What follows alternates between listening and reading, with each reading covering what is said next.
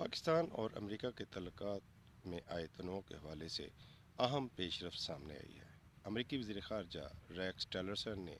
امریکی کانگریس کو بتایا ہے کہ پاکستان امریکی اطلاعات پر اپنی سرزمین پر دہشت گردوں کے خلاف آپریشن کے لیے تیار ہے، اور امریکہ نے یہ فیصلہ کیا ہے کہ پاکستان کو اس حوالے سے ٹاسک دیے جائیں، پاکستان کو اطلاعات دی جائیں تاکہ پاکستان ان دہشت گردوں کے خلاف کارروائی کر سکے۔ پاکستان اور امریکہ کے درمیان تعلقات میں تناؤ اگست میں امریکی صدر ٹرمپ کی جنوبی ایشیا کے حوالے سے پالیسی کے بعد گہرے ہو گیا تھا، اور موجودہ جو ڈیولپمنٹ ہوئی ہے اس سے پاکستان پر جو ایک دباؤ تھا، پاکستان کی حکومت پر ایک جو دباؤ تھا، اس میں کمی آئی ہے، اور